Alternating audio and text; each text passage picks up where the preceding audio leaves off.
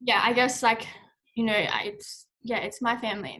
If I didn't have my family, I wouldn't bother being clean. And that's, my mum, like knowing how much money she had to spend on my rehab, those sorts of things. Like I would hate for her to turn her back on me again because having no one is really hard. And then like once you see recovery, once you start to get clean, you get this like feeling back in your body. Like I remember people talking about it and I was like, that's ridiculous. But I remember waking up and being like, oh my God, like it's sunny. It's so pretty. Like you can hear the birds, like the trees look nice outside.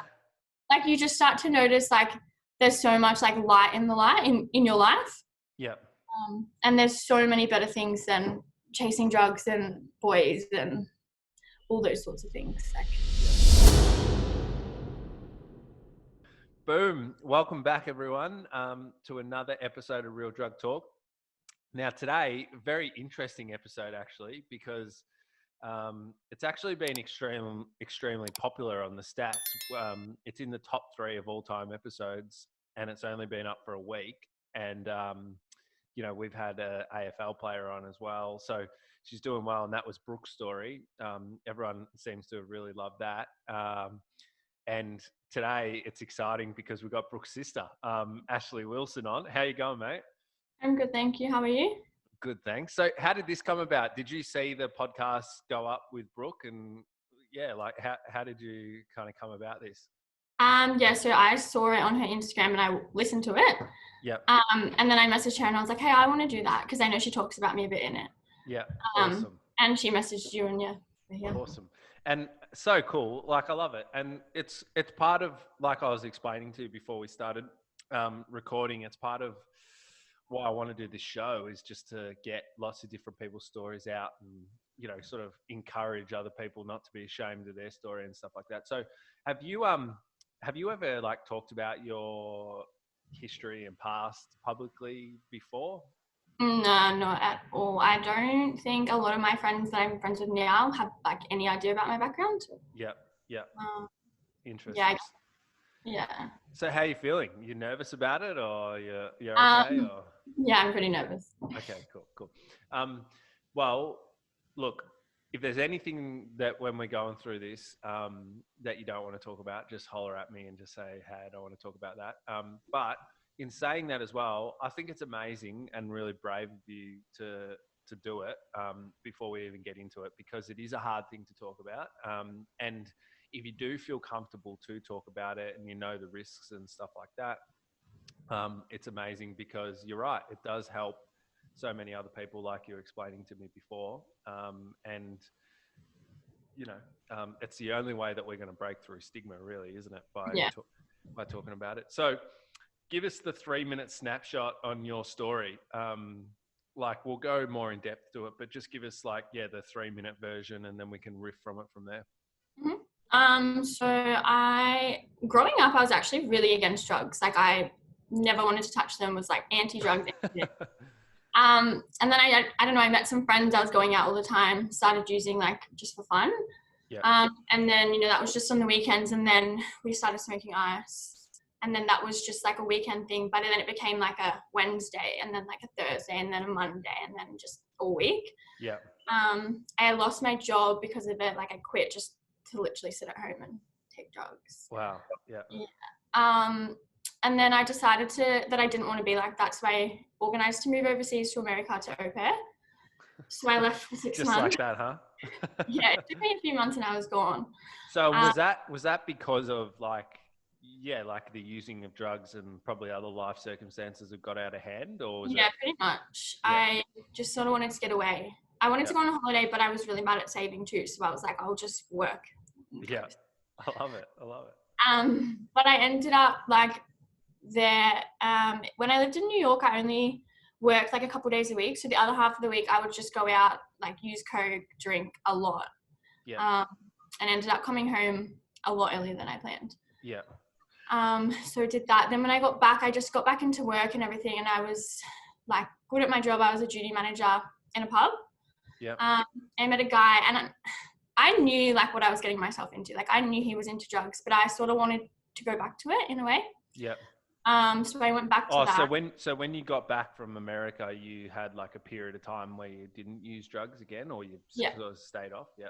I was sort of using coke occasionally, but not ice. Yeah. Yeah. And then, yeah, I met a guy and he was well and truly into ice. And I knew that going into it, and like, I can't deny that. Yeah. And so I got with him, but it was a lot worse than I ever expected. And there was a lot of domestic violence and like homelessness between both of us, and Yeah. relationships ruined my family and things like that. And then he went to jail and I didn't know what to do. So I actually got worse. Yeah. Like, I didn't want to sleep or anything like that because I would have nightmares. So Yeah. I stayed up for as long as like possible until you would just, you know, and you like fall asleep and you don't dream because it's like Yeah. you're so tired. Yeah. So I would do that. And then eventually I wanted to come home. I missed my family. I was sick of living in places. There was a few people that I hung out with that made some comments that made me want to come home. Yeah. People you didn't expect. And yeah, then I went to rehab for like 3.5 months, got clean. I did start off in NA, but left shortly after. Yeah. And then I got with a guy that I'd met at NA. Yeah. And he was clean at the time, but has still an active addiction now, which makes it hard. But I got pregnant at like 6 months clean, so Wow. Yeah. didn't do recovery right. But yeah, so I managed to stay clean. It's been 2.5 years now, I think. Wow. And I didn't do NA. I really don't do much recovery. I just managed to stay clean. I think watching my now ex go through addiction, it was probably like a big like life-saving thing for me because I never want to be that person again. Yeah.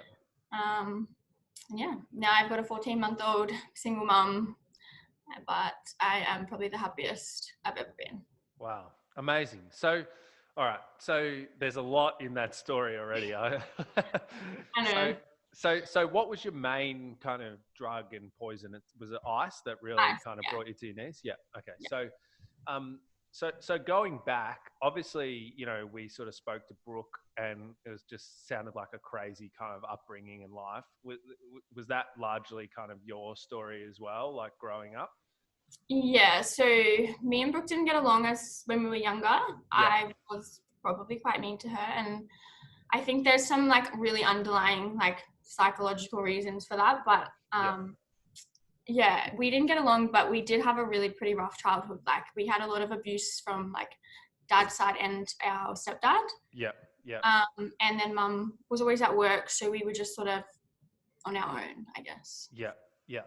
So that happens, and then what age did you kind of get to when you started, like experimenting with drugs or kind of thinking about, this like escapism behavior, you know, stuff like that?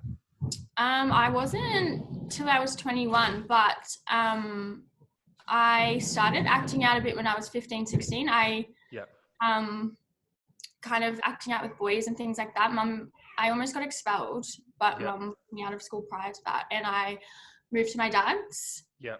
And then I started drinking a lot at 16, and living at my dad's was really hard given our childhood. Yeah. Yeah. But yeah, so probably 15, 16, but then there was no drugs until like 21. Yeah. Yeah. And like when you were 21, like what drew you into it? Like, was it conscious for you that you might have been escaping like that tough kind of childhood and those tough circumstances, or was it more just you were just having fun and whatever? I think honestly, I was dating this guy and he broke up with me because I wasn't good enough for his family because I wasn't at uni or anything like that at the time. Yeah. And all of his friends used drugs, but he was really against them. So I decided to use drugs with his friends to get back at him, I think. Yeah. But I guess there probably was more to it. But at the time, that was pretty much my reason. Like, I just do it. Yeah. But the more I got into it, the better, I guess, it made me feel. Yeah, interesting. And what was it like the first time you used them? Like, can you remember, was it an instant attraction or was it something that took kind of time or?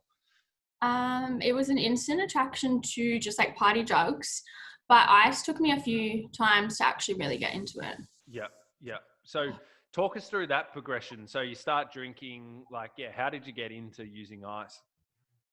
I was going to Rainbow with a friend, and Yep. she used to use ice or uses ice. I'm not sure now. And she said like we'll get some for Rainbow, and I was like, yeah, whatever. Like, don't really know what it is because I didn't. Yeah. And we actually tried it before we went, and I couldn't get work off for Rainbow, so we had literally like smoked a pipe, and then I drove down and quit my job so I could go to Rainbow on the weekend.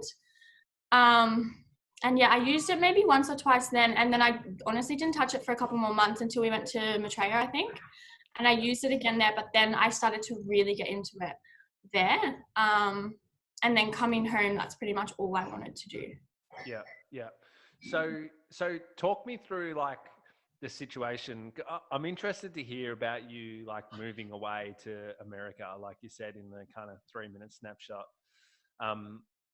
I love America. I love New York. It's the best.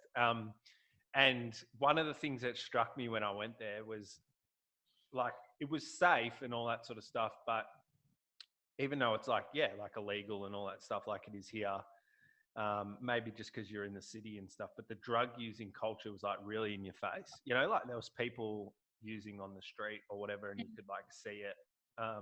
There was just shit going on, shit happening. And, you know, I've heard stories from other people that have used over there, and it sort of seems a bit like crazy over there. I don't know. But as well, you know, I'm interested in this like decision where you just decide, I'm just going to get out of here. You know, I'm just going to leave the country and try and start almost like a new life. And that's something that is like common in recovery circles that people do. You know, I remember wanting to do it myself, and it's called like a geographical, you know, like doing a geographical, trying to change your external environment to try and fix what's internally going on. So talk us through that. Like what happened? How did that all come about? I'm trying to remember, to be honest, why I even decided. I actually did it twice. I did it in my second round of using to plan to move overseas, but I didn't. I think I just really wanted to get away, like, because I think it was roughly when my sister was in rehab or about to go to rehab. So it was hard for me because I used to visit her a lot when I was using. Yeah. I look back at it now and that was horrible. Like, that would have been so hard for her. But I didn't want to be that person back then. And I was still working. I had gotten a new job and I was sort of into it. And I was like, look, I really want to go overseas. Like I want to get away from all this. I want to get away from the people that I hang out with, and I just want to like go away. Yeah. And so I looked up like working overseas jobs, and somehow decided to au pair over there. Wow. And was that your first time overseas or anything like that? Not my first time overseas, but first time since I was a lot younger. Yeah. But by myself it was, yeah. Yeah. And like what was it like? So you get to, where did you go first? Like, was it New York or was it? I went to Minnesota first. Minnesota, yeah. So what was it like just getting off the plane? Not like, I assume you didn't know anyone or, yeah. No. So, you know, it was weird. Because I think it was within like 6 months, like I said, I'm going, and within 6 months I was gone. Yeah. I think it was a relief to be there, but I knew I was there for the wrong reasons. Like I wasn't really there to marry. I was there to have fun because like that's what you see about America. Like it is a party, and I don't know. It was scary. Like I didn't know anybody. And then I met the family because I lived with a family. So I met them, and like they were really nice, and that was helpful. But then, you know, within like a day or two, I was on Tinder or some dating app, like meeting guys, and I ended up going to like a few universities there and hanging out with people and drinking and not doing what I was supposed to be doing there. And so talk us through that whole experience. Like what happened? You mentioned that you sort of started getting into like partying a bit much there. Like what happened when you're in the States? So when I was in Minnesota, I was just sort of drinking and things like that. But eventually when I moved to New York, I met this girl on an app, and like we started hanging out, and she was like loved drinking and drugs as much as I did. So it didn't take long for us to figure that out. And then I think I would work like 3 to 4 days a week. And then the other 3 to 4, I would just go stay with her, and we would just drink all weekend, go out all weekend, take drugs all weekend. Yeah. I only did coke over there though, because it was really, really cheap. Yeah. So we just Yeah. did That's the thing about there, isn't it? Like here, yeah. cocaine's fucking probably the most expensive drug per Mhm. like amount that you get. And over there, it's like fucking super cheap. Yeah, it was like $100 for like, I can't even remember how much now, but like a large amount. Yeah. Like I just remember it being so cheap, so we would just get it all the time. So I ended up making friends with a lot of dealers over there. Yeah, like a lot of people that went clubbing and moved around a bit. Yeah. And what made you come back? So because I was au pairing through family, so the first family got a divorce, and I didn't really want to stay through the divorce. Jesus. And then the second family, the dad was like a little bit creepy, and I felt uncomfortable. So, Yeah. and he used to get me really drunk, and like I would just go to bed, but he would drink, like stay up late at night drinking with me. So that was weird. But so then I moved to America, and then they didn't need an au pair anymore because she was pregnant. Like Oh, you moved to New York? Yeah, from there. Yeah. So then she found out she was pregnant, and she didn't need me anymore. And I just gave up. I was like, I'm going home. It had been 6 months, and I was like, I'm over this. Like, I'm not moving again. Yeah. I did intend to stay and do something else, but I didn't. Like, I just couldn't get my visa and everything like that together fast enough. So when you say nannying, like, would you just like go and live in these people's houses? Yeah. And like, did they ever say anything to you about like being out on the what? Because you were like what, meant to take care of their kids or clean their house and stuff like that. Yeah, take care of the kids. Yeah. So they didn't like, because you have time off, obviously. Yeah. But the family that I worked for in New York, like that was when I mostly was never really there. Their kids would be at their dad's. Yeah. Yeah. So when they weren't there, I wasn't there. Yeah. Interesting. So, like, what, like, and how much do you get paid just to like look after the kids in New York? It's random. Yeah, so because I went through an agency, it was only like $200 and something a week, but then they have to supply like food, accommodation. Yeah. And then a lot of the places they would give you extra, or you do extra babysitting or Yeah. Interesting. Very interesting. So yeah, so you came back, and like you didn't pick up again after that for a little while? I used coke a little bit when I came back, when I could find it. Yeah. I did drink a lot, and I did gamble a lot. I Yeah. had a boyfriend, I'm pretty sure, and we used coke and gambled and drank a lot together. Yeah. So we did that for quite a while, and then he moved overseas, and I intended to go with him, but decided against it. Yeah. Yeah. So what's the gambling about? Like, how does that play out? Because you know, a few times when I use like ice too much or whatever, like I would go to the pokies and all that, but you know, like I never really struggled with like a gambling addiction. Like, tell me about it. Like, how does that happen and play out? It's a hard one for me because gambling was actually the hardest addiction for me to stop. I'm probably only just on 2 years off gambling, whereas I would be like 2 years, 6, 7 months without drugs. Yeah. Yeah. So for me, gambling was an escape. If I thought that gambling was my like safe thing, so if I wasn't using drugs or drinking, I thought I could gamble because it wasn't affecting anybody. Yeah. Like it was sort of like a safe addiction. But it really was an escape for me. Like when I was there, I did not pay attention to anything else going on around me. Like I literally was like in the zone. It was just pokies, nothing else. Yeah. Yeah. Even through rehab, we were allowed our phones, and I gambled online through most of rehab. Oh, like online pokies? Yeah. I don't know why. It was like such an escape for me, and it was such a hard addiction. Like even now, for me to go out to dinner at a pub is really difficult because there's always pokies there. Yeah, so you like want to go to the pokies when you go out for dinner at a pub? Yeah, and then I would end up there for like hours, spending like hundreds of thousands of dollars on the pokies. Like some nights I would drop like $1,000, $2,000. And what happens? Like, do you get like a feel? Like, what's it about? You mentioned kind of escape. Like, is that all it is? Do you get like a feeling, or like what is it about it?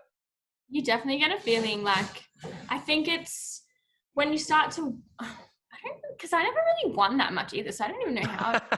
Yeah. But Hey, like I when don't think anybody does. I know. When I did start to win though, it was a bit of a feeling, and then you would get up high and you'd be like, well, how much more am I going to win? Before you kind of, yeah, it was like a rush. So it was literally like using drugs. Like you would just get this rush of like I'm winning, or like, am I going to win? Or Yeah. Yeah. I know when I've played them, you do get that sort of excitement. I guess it is like, not even when you win, but just if you get like a feature, like everything's about getting a feature. yeah, it's so fun. So that's interesting as well. And you would do that to the point where you would do them on your phone. Yeah, Yeah, because I was at the footy last, I think it was, no, it wasn't last year, maybe the year before that. I don't know. I can always remember it right. It was like, I'm a mad Richmond supporter. It was Richmond versus Collingwood, and it was a close game, and there was like quite a few people there. And this fucking guy was like, it was a great game. Like everybody was into it. And this guy was just sitting like 2 rows kind of to the left of me, just a little bit in front. And he just like had his phone in front of his face, and he was just doing like online pokies. And I yeah, remember just thinking, that's fucking weird. What are you doing, dude? it is Um, weird. yeah. But is it like still the same thing? And is that like a big problem? Do a lot of people do that? I'd be interested to see how many people are doing it now that all the poker's closed. Yeah. Um, but yeah, a lot of people gamble online if they can't gamble in like at the pokies, or like horse racing and things like that. I know a lot of Yeah. people get into that, but it's not as much the same because there's no like lights and noises. Yeah. I guess it's just something to do to like fill that need for the addiction. Yeah. Yeah. Interesting. So, so would it be fair to say that since kind of, would you say even at 16 when you were kind of saying that that's when you started drinking a little bit? Like, will you say that you would drink more than kind of normal at 16? Like, or was it just like every now and then just for fun or whatever? It was probably a lot more than normal. Yeah. So, um, so since kind of 16, you constantly had this addictive pattern kind of running mm, through your life, even if it wasn't with one particular drug, it was yeah, across a range of them. Yeah. So, yeah, it's probably like relationships in a way, I guess. I've never been single this long. so that's interesting. Like, can you tell me a bit about that? Because that's something else that we haven't really talked a bit about. Um, yeah, like when you say, is that just like problematic relationships, or do you feel like you need kind of a relationship, or like what is it about that? A bit of both. So none of my relationships have really been good. Yeah. Uh, and I think it's something about like, wanting to help somebody, thinking you can save them. A lot of my Yeah. relationships are that. But I've been single 8 months, I think. And this is the longest I've probably been single since I was like 16, 17. Wow. It's that feeling of being needed, I think. Yeah. Like Yeah. having someone there, and that person that they want you. Yeah, they Mm. just, yes. That's it. No, it's interesting, and it's good that you talk about it, because you know what, like through the treatment program that we have, and just through working with people over years and years, and heaps of my mates and stuff, because that's a thing for like guys as well, relationships is like such a massive thing, and so many people talk about that kind of privately, but when they're telling their stories, they don't really delve into that. Mm, And it is like this kind of internal feeling, from what I can tell, and from what you've just said, of yeah, like wanting to kind of be loved or feeling needed, and yeah, all that sort of stuff. Yeah. validation too. Yeah. I think a lot is confusing like sex and love. Yeah. From my childhood, I know that, but yeah, that was probably like one of my biggest problems through addiction, was like you thinking that if I used sex, I would get love out of it, and I didn't, and I would turn to something because I wasn't getting what I wanted. Yeah. Yeah. And um, like, I don't know if I can ask you these sort of tougher questions, but yeah, you mentioned that you're in that relationship where there was a lot of like domestic violence and stuff like that. And you don't have to kind of go into the ins and outs if you don't want to. Just tell me to chill. But I think it's just interesting because it's a hard conversation to have, because obviously it's such a big thing in our society at the moment, and there's so many women out there that are experiencing it, and we know that from all the stats and all the stuff that the government's trying to do to raise awareness and put messages out. Like, what happens in a domestic violence relationship? Like, because to most people, they think, how could someone just kind of put up with that situation? Like, why wouldn't they just leave? Like, do you feel comfortable just like talking us through that a little bit? That's fine. So like, to explain, I guess from the start, they are a nice person, and this is the hardest thing for me, I think, with this person still to this day, is that they were two different people. Like, for me, they were this really, really nice person when he was clean and sober. But on drugs, it was somebody I didn't know, and it was like I loved one half of him. And I think, at the start, like, they were super sweet, and it just started off with little things, like little arguments, like yelling. What else would there be? There was a lot of yelling, going through my phone. A lot of the time he would like go into my bank account, take all my money, and he sold my phone a few times for drugs, like things like that. So that like ownership feeling. Yeah. So just like kind of controlling you. Yeah. And then it eventually got bad. So it went from just yelling to strangling. Wow. To like hitting, like in the back of my head, sort of places that would never be seen. I think there was a few times where he hit me with a hammer, like back here, or like back behind my ear, or on my arm.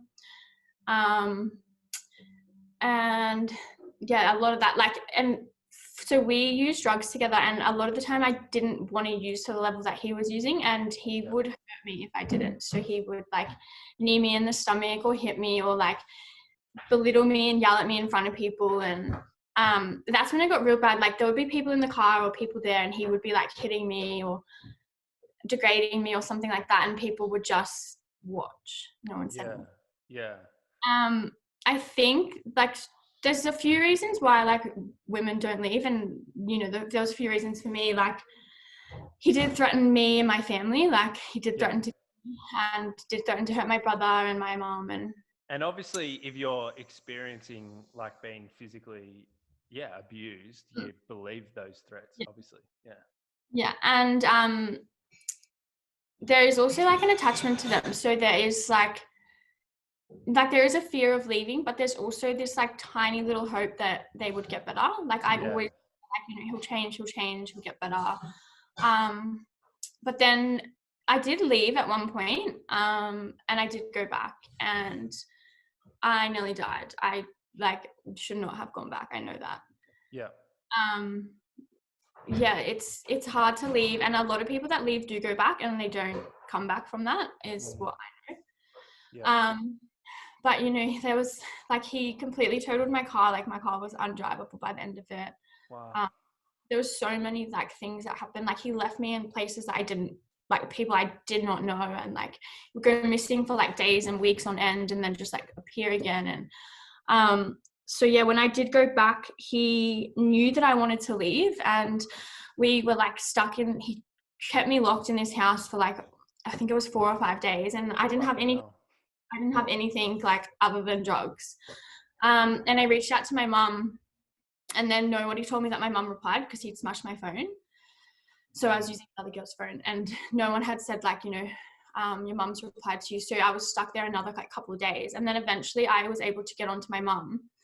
And I remember saying to him, like, I thought he was asleep, and I don't know why. I know a part of me did this on purpose, and it's really stupid because I knew what he was going to do to me. But I think I was at the point where I was like, just kill me, because like, you won't let me go. Yeah. I thought he was asleep, but I knew he wasn't, and I tried to leave, like sneak out, and I was just going to run away. And he woke up and like just lost it. Like, I remember he put holes in all the walls. He like strangled me till I literally like couldn't breathe. Like, he was throwing chairs at me. Like, there was people in the house, and he'd done it in front of those people a few times, and they were like, well, like, what do you want me to do? And I was like, I don't know how. Um, Amazing. Yeah, he it's crazy. strangled me to the point of like, yeah, I thought I was going to die, and he said, I'm going to kill you and things like that. And I was convinced that if I didn't go and somehow get out of there, like I wouldn't be here today. So I managed to get onto my mum, and I said to him, like, I just need to go home and get some clothes. Like I've been in the same clothes for like 5 days. And, you know, it was like, I love you. I promise I'll be back. I'll be back. I'll be back. And he knew, I think he knew that I wasn't coming back, but I don't know, he just didn't force me to stay. Somehow I convinced him.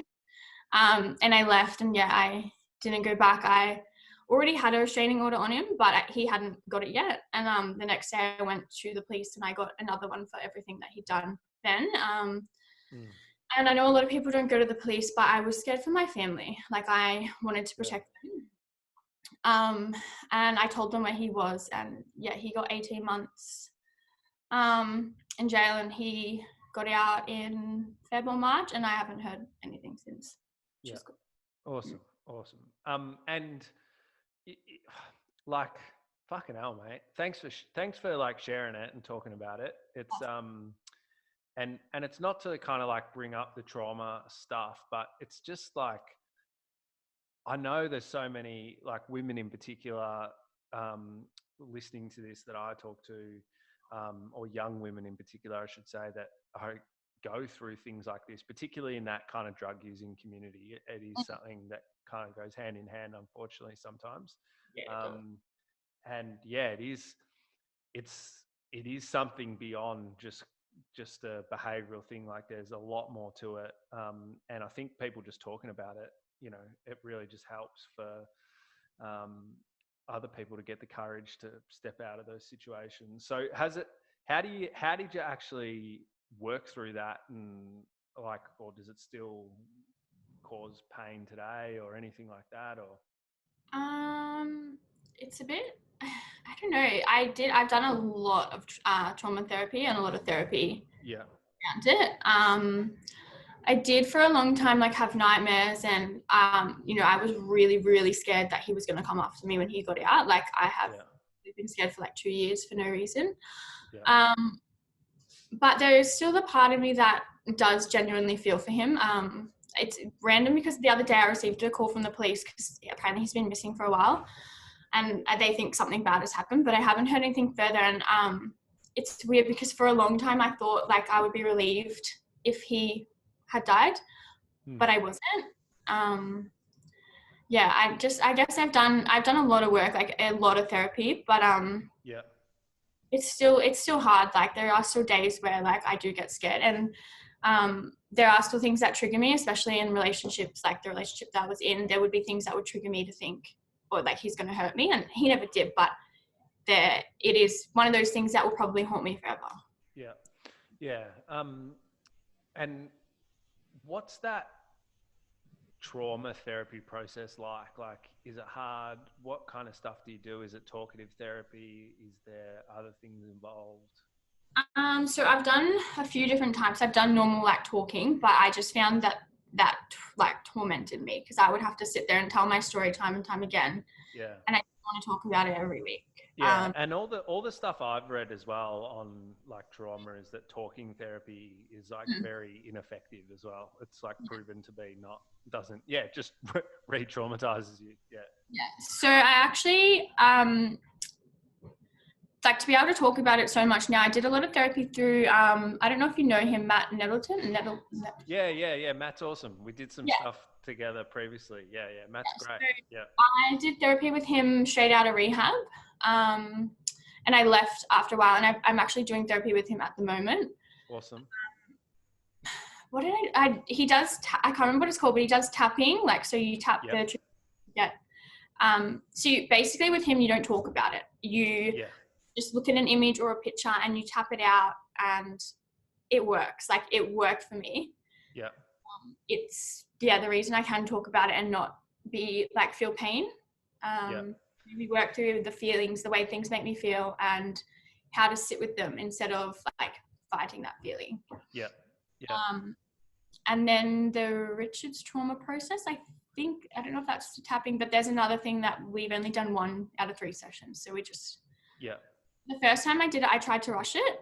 I tried to get it all over and done with, whereas this time, like, I haven't seen him for maybe like 6 weeks. I'm just sort of taking it like super slow and just doing it when I'm ready and at my own.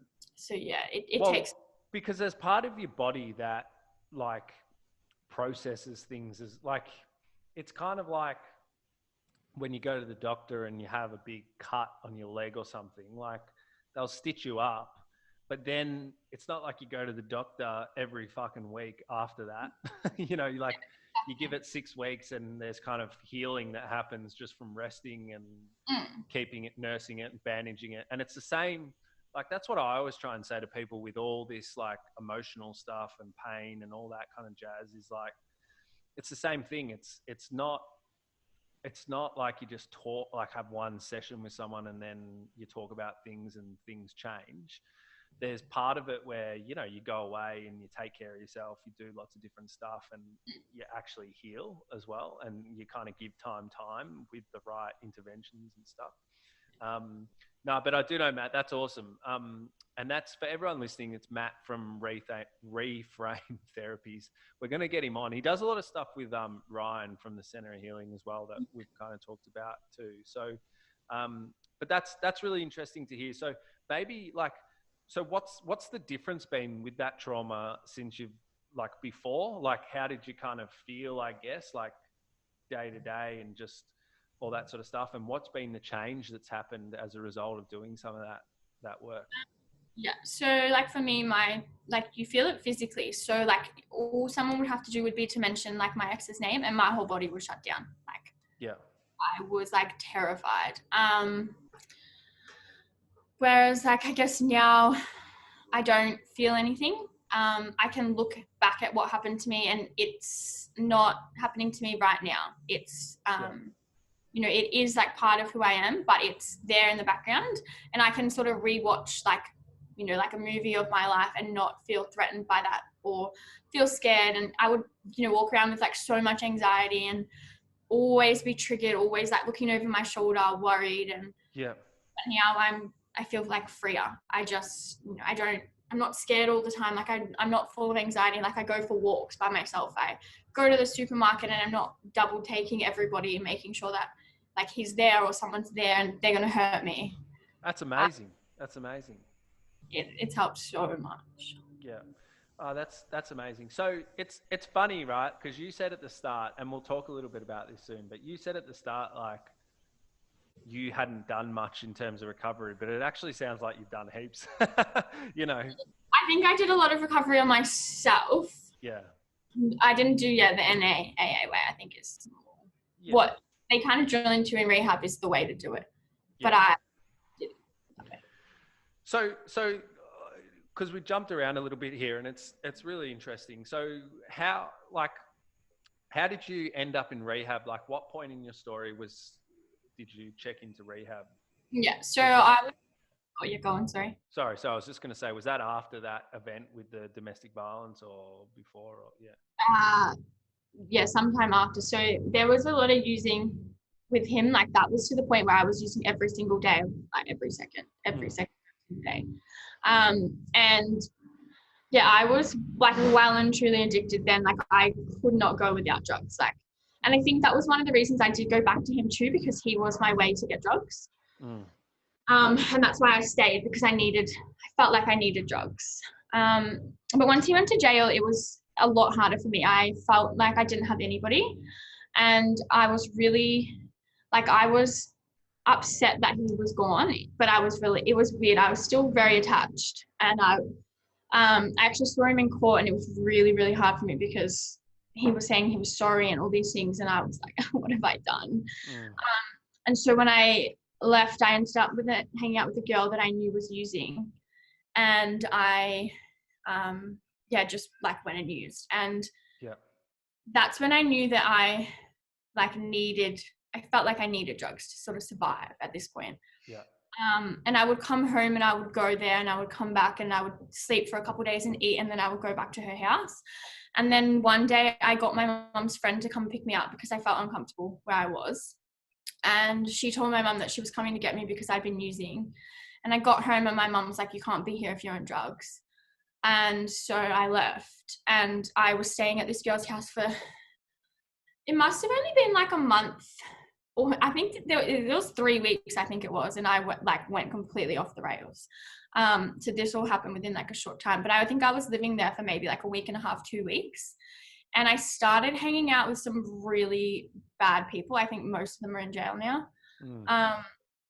Just I didn't care. Like, I had no value for my life. I did not care what happened to me. Like, I was one of those people that was either going to die or end up in jail. Like, I was literally like, I'm done. Like, I couldn't care less about myself or anybody at that point. Like, I just wanted it to end. So I just kept hanging out with these people, and one of them I'd actually known for quite a while. It was someone that like I used to like hang out with.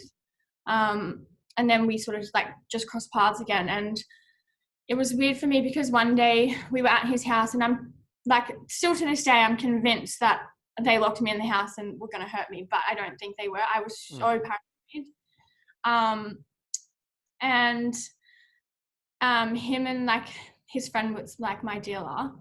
And he looked at me and he's like, you look really uncomfortable. And I was like, no, I'm fine. I'm sitting down, like, you know. And he's like, no. He's like, I mean, like, in this world.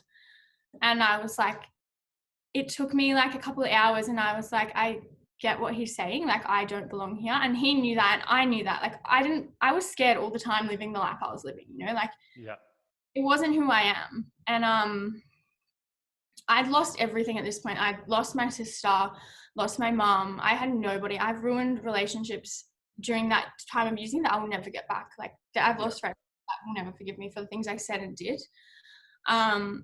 And I text my mom, and I just wanted to go home. Like, I just wanted to go home, and I just wanted to eat, and I wanted to feel safe. And my mom said the only way you can come home is if you agree to go to rehab. And at this point, I was like, I just want to come home. So I said yes. But that weekend there was like 3 days between when I got home and when I was going to rehab. And I was psycho. Like, I was screaming in the middle of the supermarket. Like, I didn't want to go, but I knew that I had to go. And I didn't pack until like 20 minutes before the bus came, because they picked me up. I didn't pack until like 20 minutes before I went to rehab. Like, I knew in my heart that I needed to go, but there was just like a tiny part of me that wanted to hold on to the using life. And I was like, you know, like, I can do this. Like, I can go to jail. Like, but I knew that wasn't for me. Yeah. So interesting. And so, because this is what I like really think about rehab, right? And it sounds like it was perfect for you in that kind of situation, was that, you know, for the actual like recovery stuff like you're talking about, it doesn't really happen in rehab. But rehab's kind of this, it's really good if you like, because I was very similar to you. I was just kind of a runaway train at that point in time. And it's just really, really good to give you kind of a circuit breaker and some structure and, you know, get you to kind of rethink things a little bit. But when I look back on my kind of rehab journey and from helping others, like, I didn't really do any of the healing and treatment, I guess you could call it, like in the rehab. I was just kind of de-crazying in there or something, you know? Is that like, would you agree with that? Yeah, so look, my rehab experience was not one to go by. I actually was sleeping with one of the workers to so the rehab I went to has now shut down because my mum put in a complaint to the health commission. Well, you know what? Like, apparently it's quite normal. Well, this is the thing, like, it's hard. So I have to taper this a little bit, because I don't want to give every single body in the rehab industry a bad name, because it's not true. But like, there is a lot of crazy shit that goes on in rehabs that really needs to change. And yeah, that's happened quite a few times. Like, I've heard quite a few stories like that. So, you know, it was definitely a deflection to focus on anything but what I was there for. 100%. Yeah. So, but at the time when you were kind of like, now you can look back and say, that's pretty, like, to be going through rehab and sleeping with one of the workers or whatever, like, you know, that's kind of, you can look back at that and go, a pretty sort of out there thing to be happening when I'm meant to be in treatment and meant to be like turning my life around. But at the time, was that just like kind of normal, just like part of the craziness of your life? Yeah, that was like I said, I always, if I wasn't in a relationship, I always had a guy like Yeah. to talk to or to sleep with. So for me, it was just normal, like because I didn't have drugs, I didn't have alcohol. I eventually had my phone, but I didn't, and so yeah, I turned to the only other thing that would like take everything away. Yeah. Yeah. So how long, because people are always curious, and I know that you're sort of saying your rehab experience wasn't anything to go by. And again, everybody, like this program is called Real Drug Talk. We want to just like uncensor, tell everyone's stories, and if that's your story, that's your story. Like what did you do in rehab? Like what is rehab? Like what do you actually do in rehab for everyone wondering out there? Because that's the thing that I always used to get asked, and people always ask me after listening to the show is like, what is rehab? You know? So God, it was, what do we do? It's a lot of walks, a lot of yoga, like mindfulness. We did do therapy once a week, like with a psychologist. Yeah. Um, and then there's a lot of like group work. So a lot of working on like finding out what addiction actually is and like, you know, how you can become an addict, like being born with it and all those sorts of things. Yeah, a lot of that, a lot of like talk about like how we got there, like self-work. We did like art therapy, music therapy, just a lot of things to try and, I guess, get us clean. But for me, like rehab was just a place to go to be away from Yeah. people that I was friends with. Yeah. Yeah. Interesting. And then, so what did you do after that? Because you mentioned, I imagine that rehab was kind of like a 12-step rehab.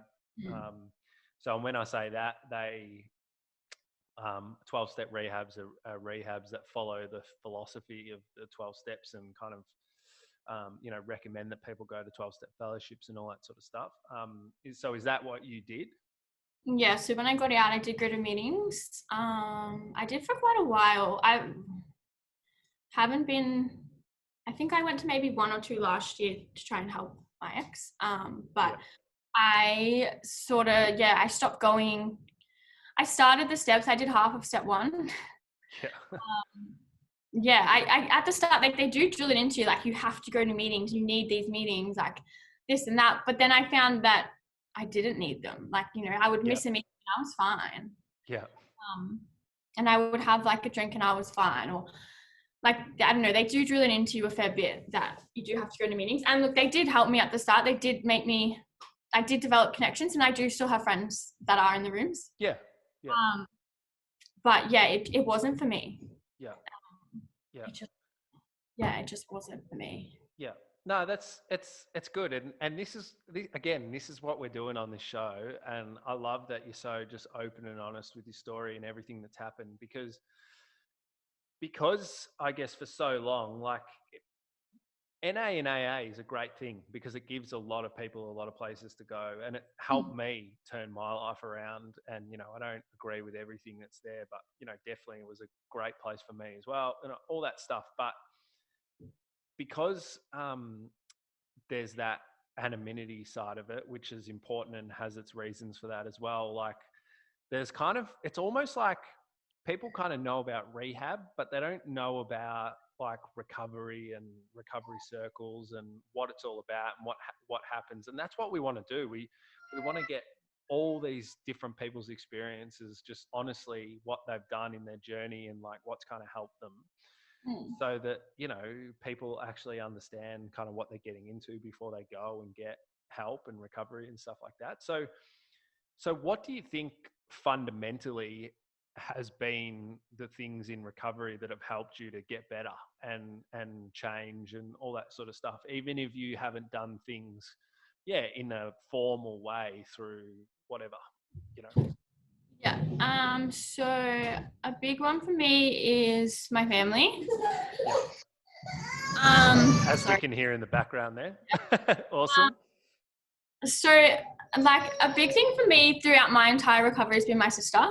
Obviously I watched her journey. I watched her go through recovery. And like hands down, she is the most amazing person in the world now. She says the same thing about you. I know, but you wouldn't even know, like, if you meet her now, you have no idea, like, the shit she's been through. Yeah.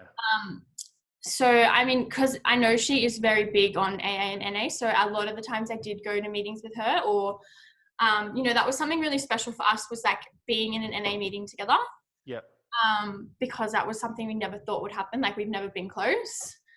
So for me, like, a big thing was my family. Just seeing like what I put them through, knowing how much I hurt them, and that I didn't want to be that person to them again. Yeah. And like I got pregnant at, I would have been 6 months, maybe 7 months. Yeah. And I'm not saying go out and get pregnant and it'll keep you clean. But it did help me stay clean. Like, Yeah. I would be lying if I said I don't think about using now. Like, I do sometimes. Yeah. But I don't go and use. And I think for me, that was another thing. Like, every single day I'd wake up and it was a choice. I would, wake up and I would say, no, I'm not going to use today. Or I'm not going to think about it. Sorry. Love it. Don't be sorry. It's actually, the ears must have been burning. Oh, look at that. For the people watching, absolutely beautiful. Hey, looks like you, mate. Yeah, everyone says that. All right, back to Grant. That wasn't planned either. How good's that? Another thing for me, and without going into their story, was like my son's dad is still in active addiction. Yeah. He's tried and failed many rehabs, and it is sad, but I watched him use throughout our entire relationship, and for most people, like, they would relapse, and I don't know how the hell some days I didn't relapse with him, like, yeah. But I watched him become a different person, and I watched how he treated me on drugs, and I watched how he was when he was clean. Yeah. And for me, like, watching someone else go through addiction, other than, like, I watched my sister, but I didn't care at the time, sort of thing. Like, yeah. Close. But watching someone like you love go through addiction, and watching how much it changes them and hurts them, it truly makes you not want to use. Like, I would do anything to never be that person again. So I think that, and I mean, I did a lot of therapy. Like, and I did talk, like, when I was feeling sad or when I struggled and I was having a bad day, like, I always had somebody to talk to. And I think that's, NA and AA are good for that. Like, I did meet a lot of people that have helped me. Yeah. But I don't agree with some of the ways they do things. So I guess, like, it's my family. If I didn't have my family, I wouldn't bother being clean. And that's, my mum, like, knowing how much money she had to spend on my rehab, those sorts of things. Like, I would hate for her to turn her back on me again, because having no one is really hard. And then, like, once you see recovery, once you start to get clean, you get this, like, feeling back in your body. Like, I remember people talking about it, and I was like, that's ridiculous. But I remember waking up and being like, oh my God, like, it's sunny, it's so pretty, like, you can hear the birds, like, the trees look nice outside. Like, you just start to notice, like, there's so much, like, light in your life. Yeah. And there's so many better things than chasing drugs and boys and all those sorts of things. Like, Oh, it's amazing. I must admit, I feel emotional, like, listening to your story, and, like, the same thing when I spoke to Brooke, actually, as well. Like, it's just you've been through so much, and you just sound really wise beyond your years. Like, how old are you? 26. 26. Wow, amazing. Like, you've been through so much in your life. 26 years. It's insane. So what age were you when you checked into rehab? Like 24, 23 or something? Yeah, I reckon I turned 26 like a couple months ago. I think I would have been 23. Yeah, amazing. Yeah. So just to kind of explain things, like, what's your life like now? Like, and I know we sort of chatted about this off air, like, do you, you know, because obviously you're talking about being clean and stuff like that. Do you still like drink now, or you know, do you do like normal stuff like that? Do you have like normal friends? Like, how have you reintegrated back into the world? You know, all that sort of stuff. Yeah. So my life now And is, normal is in inverted commas because nobody in the land or the world is normal. yeah. Um, so for me now, I do drink very, very rarely. Yep. I might have a glass of wine like here and there. Yep. At the start, when I did first get out of rehab, I did drink a bit more than necessary, like than Yep. I should. But I quickly stopped that. Yeah, so now I guess I do have a drink from time to time. I do still struggle with mental health. Yep. I do have postnatal depression. I got diagnosed earlier this year. Yep. And I am on medication for it now because I just couldn't do it without it, honestly. Yep.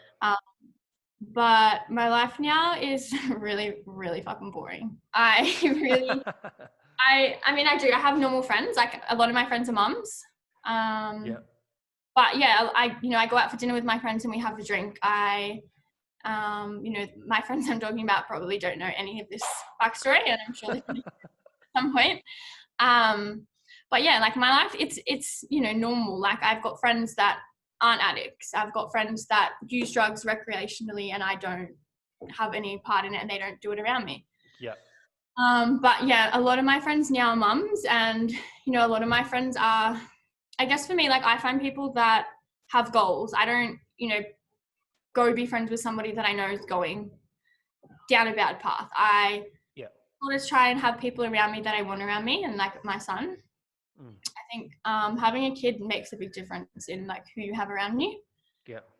But yeah, I study 1 day a week at the moment, which I'll be finished at the end of the year, so I can hopefully study further next year. And I'm starting to like tick off goals that I set for myself when I was in high school that I never got around to. Yep. Yeah, like my sister is now my best friend, and if you knew us like 15 years ago, there was not a chance in hell. Like, Yep. he is the like best person in my life. I'm so close to my mum. I moved back home to help, like get mum to help me when I became a single mum. Yep. So I live at home at the moment and through COVID. Yep. Yeah, my relationship with my mum is like the best it's ever been. Yeah, like I'm just like happy now. Like Yep. I don't worry. It's amazing. So can I just ask, because it's such a thing that people in recovery circles are just so used to hearing that, you can never drink and use ever again, and all that sort of stuff. So Yeah. like, what's it like when you have a drink? Like, do you feel like you're going to run out the door and scull a bottle, or like, yeah? At the start, it was like, I think for Yeah. everyone getting out of rehab is hard. Like there were times when I'd message dealers or called dealers and I was ready to go. I think Yep. that everybody in early recovery. Yeah. And I did have I would say I didn't drink my entire pregnancy. So I was 9. I don't think I even had my first drink until 3 or 4 months. So, there was like a bit where I didn't touch anything. I didn't do anything. Yeah. But now when I have a drink, it's just like having a drink of water. Like I don't get this urge like, oh my gosh, I need drugs or I need another glass or Yep. I want to go out and party. Like I just have a drink and I'm fine. I'm okay.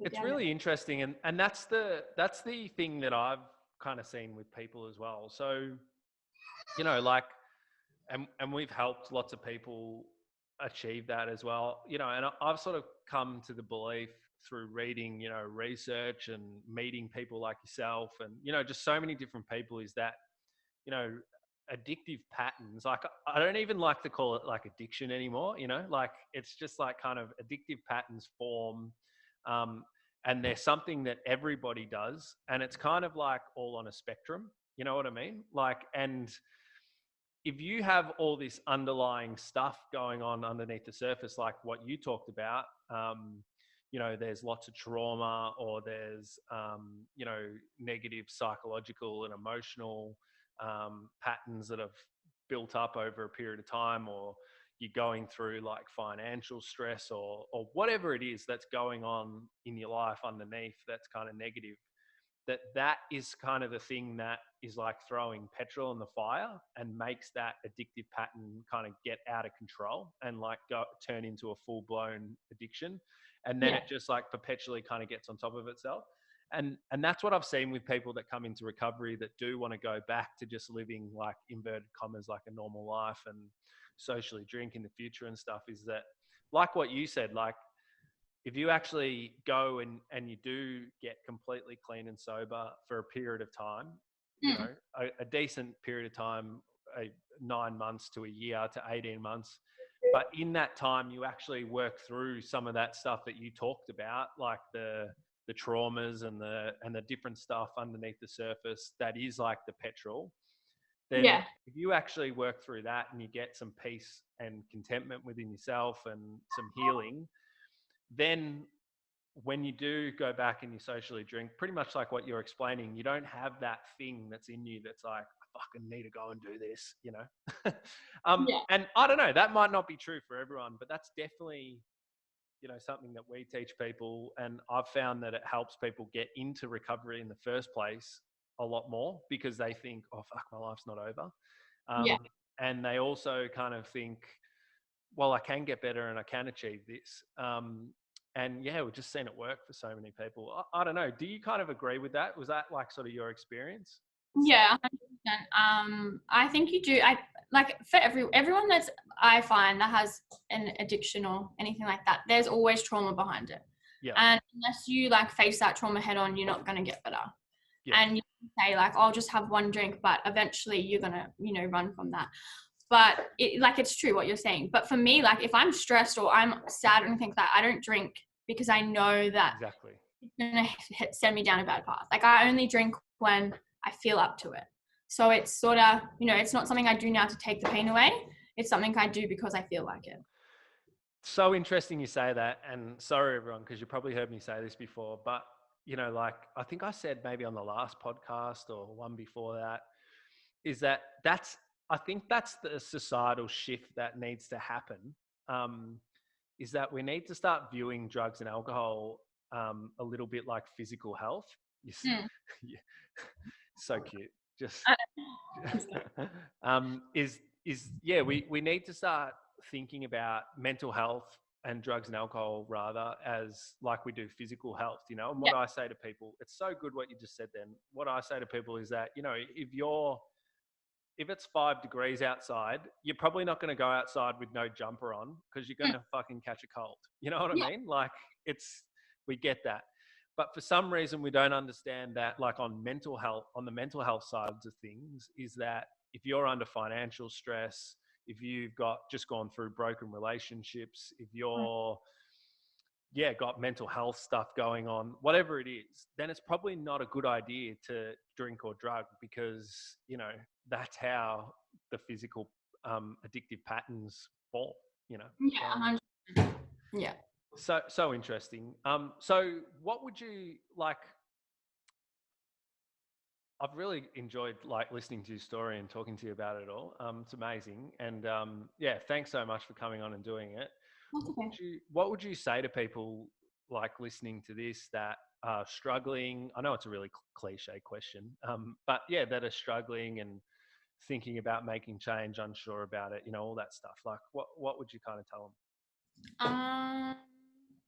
Honestly, just do it. Like do whatever you have to do to get better. Because like there is a better life out there for you. And you know, I believe like every single person's here for a reason. And I didn't die through my using, and that's a blessing. But there's a reason for that. And you know, like people out there that are struggling and they want to get help, like hold on to that hope and do something with it. Like go and get help, or you know, tell somebody that you're struggling. There are always ways to get help, and you don't have to go through rehab, and you don't have to do the 12 steps. Like I haven't done my steps and I'm still clean. Okay. But yeah, I would just say go and get help. Like just tell somebody, like, and people care. And you know, there's people, what's I going to say? yeah, like people do care, and they're not going to judge you. Like, I think that's one of the things I found is when I ask people for help, they never turn me down. Yeah. But hold on to that hope of getting better, because you will get better, and life gets so much better, which is also cliche. But Nah, I love it, mate. Well, it's true. It's true. It's true. yeah. Yeah. And I always say to people as well, you know, like it doesn't, you don't have to do it all at once. You know what I mean? Like you don't have to completely change your life all at once if you don't want to, but just by reaching out and talking to some people and making some steps goes along a very long way. Yeah, like even just stopping one thing. Like, I mean, I didn't stop gambling till I was out of rehab 3 or 4 months. Yep. But yeah, stopping the one thing that's really affecting you first, or yeah, start small. Like, you don't have to go in there and cut everything. Just get better. Amazing. Hey, thanks so much for coming on. You're an absolute star again. And yeah, I'm sure we'll get you back. Thanks for having me. No worries. Hey YouTube watcher, thanks for watching this video and I hope you enjoyed it, and I hope you and your family are doing well in these extraordinary times. I also want to ask you, can you please subscribe and hit the bell notification? We're really launching into our YouTube channel this year and want to build our audience so that we can progress through the ranks and basically get the message of recovery and hope and change and all that good stuff out there to as many people as we can.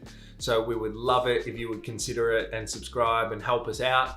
Also, for anyone seeking help and information and resources, we've put together a 100% free online course that you can access. Link in the description.